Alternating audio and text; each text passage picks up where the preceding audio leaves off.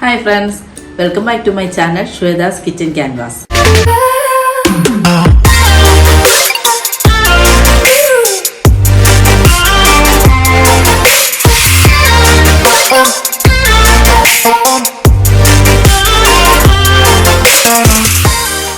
എല്ലാവർക്കും സുഖമല്ലേ? ഹായ്. ഇന്ന് ഞാൻ ഉണ്ടാക്കാൻ പോകുന്നത് ക്യാരറ്റ് കൊണ്ടൊരു ഹൽവയാണ്. അത് നോർത്ത് ഇന്ത്യൻ ഡിസേർട്ടാണ്. അതിന് കുറച്ച് ഇൻഗ്രീഡിയൻസ് മതി, അതുകൊണ്ട് നമുക്ക് ഈസി ആയിട്ട് ഉണ്ടാക്കാൻ പറ്റും. നിങ്ങളെല്ലാവരും ഒന്ന് ട്രൈ ചെയ്യണം. അപ്പോൾ നമുക്ക് സ്റ്റാർട്ട് ചെയ്താലോ? അപ്പൊ തുടങ്ങാല്ലേ?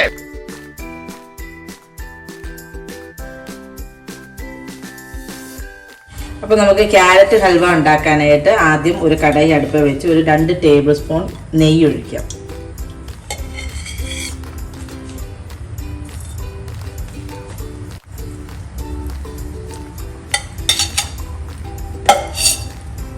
ഇനി അതിനകത്തോട്ട് ഞാനൊരു 800 ഗ്രാമാണ് ചുമന്ന ക്യാരറ്റ് എടുത്തിരിക്കുന്നത്. അതാണെങ്കിൽ ഇച്ചിരി കൂടെ സ്വീറ്റാണ്, അതുകൊണ്ട് റെഡ് കളർ ക്യാരറ്റാണ് ഇതിന് ഒന്നുകൂടെ നല്ലത്. യെല്ലോയിനേക്കാളും നല്ലത് റെഡാണ്. ഇനി നമുക്ക് ഈ ക്യാരറ്റിന് അതിനകത്തോട്ടിടാം.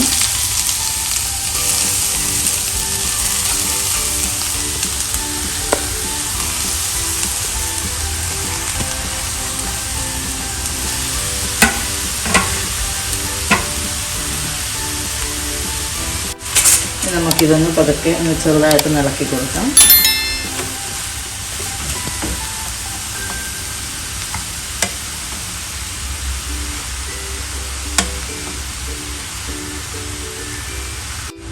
ഇത് ഒരു 5 മിനിറ്റ് നമുക്കൊന്ന് ഇളക്കി കൊടുക്കാം. എന്നിട്ട് നന്നായിട്ട് സോഫ്റ്റ് ആകാൻ വേണ്ടി നമുക്ക് അടച്ചു വെച്ച് വേവിക്കാം.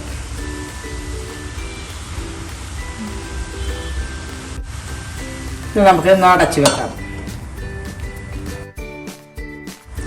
ഇപ്പം നമ്മുടെ ഇത് കുറച്ച് സോഫ്റ്റ് ആയിട്ടുണ്ട് ഈ ക്യാരറ്റ്, അതുകൊണ്ട് നമുക്ക് അതിനകത്തോട്ട് ഒരു 2 കപ്പ് പാലൊഴിക്കാം.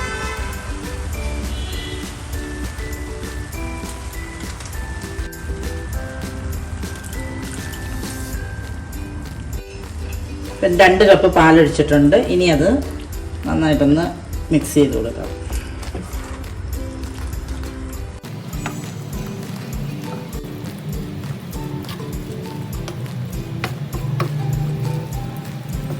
ഇനി ഇത് നന്നായിട്ട് മിക്സ് ചെയ്ത് കൊടുത്തിട്ടുണ്ട്.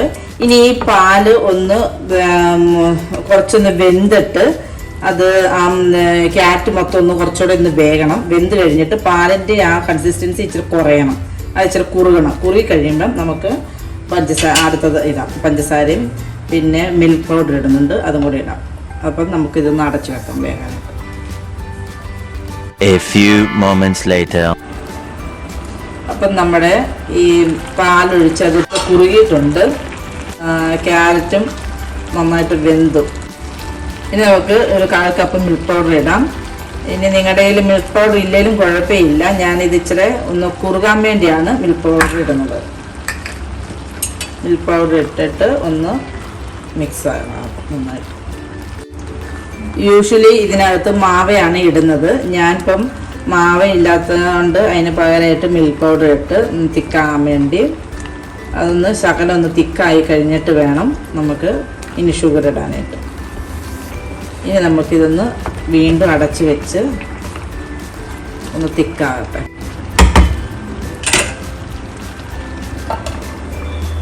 ഇതിപ്പോൾ നമ്മുടെ മിൽക്ക് പൗഡറും ഇട്ട് കഴിഞ്ഞപ്പോഴത്തേക്കും കുറച്ചുകൂടെ കുറുകി. ഇനി ഇതിനകത്തോട്ട് നമുക്ക് ഷുഗർ ഇടാം. ഞാൻ പൊടിച്ച ഷുഗറാണ്, അതിനകത്ത് ഞാനൊരു 6 ഏലക്കായും കൂടി ഇട്ടാണ് പൊടിച്ചത്.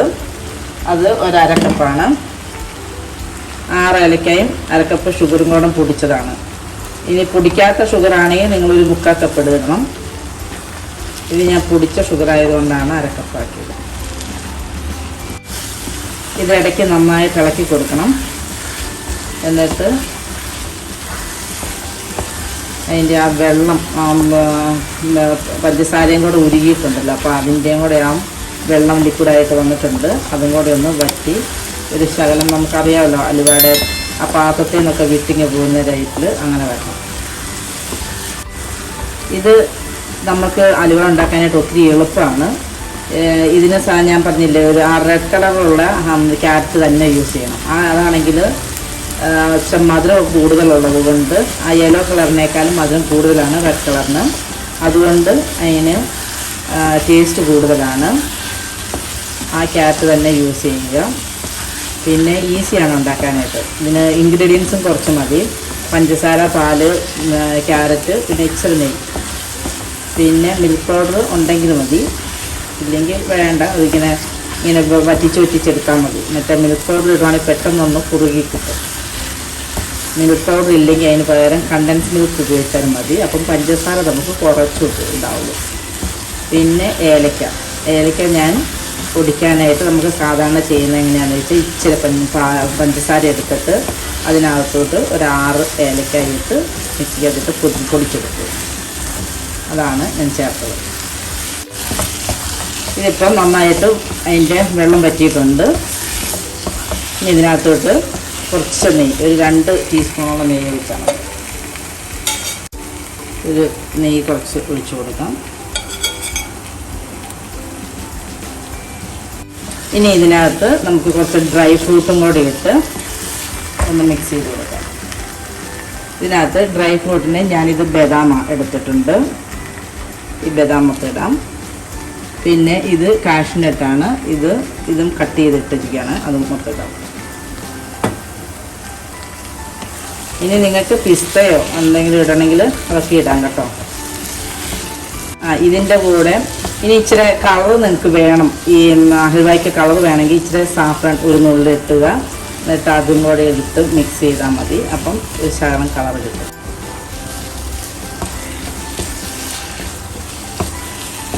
ഇപ്പം നമ്മുടെ ക്യാരറ്റ് ഹൽവ റെഡി ആയിട്ടുണ്ട്. ഇനി നമുക്കൊരു സർവിങ് പ്ലേറ്റിലോട്ട് സെർവ് ചെയ്യാം.